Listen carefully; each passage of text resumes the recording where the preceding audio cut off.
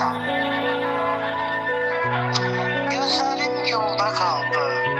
Gözledim ki sen gelesən. Güldürüp kalbimi, ruhumu hemden gelesən.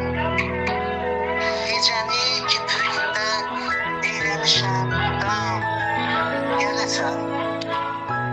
Daha çok sensizliğe yüreğimde bir düzümü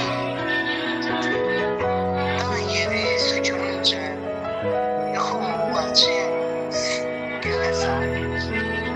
Daha yeri sökülünce yuhum olacak gelesən.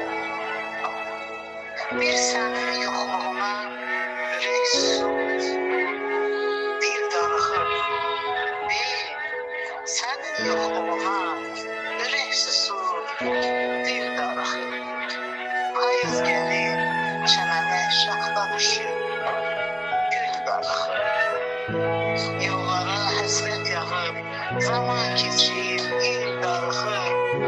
Daha sığmır bu cana, bu cihana sensizliğim. Kalbimin sevdasına, sevincine ten gələsən. Ey gülüm, sensiz söyle bu dünyanı neyləyirəm. Ey gülüm, sensiz söyle bu dünyanı neyləyirəm. Şöyle olmayan yeri, göyü, ayı neyləyirəm. Güneşsiz, ay bir semayı neyləyirəm. Sensiz fani dünyada ne yollardır. Söyle ne? İstemem zaman sonra saçlarıma ben yemesem. Ebürfezi çok yorur bu yolların eğri düzü. Yalancı aşklerin dil ucunda sevgi sözü. Neyleyim ki sevirəm senin teki insafsızı. Yaradana min şükür alın yazıldı bu benim.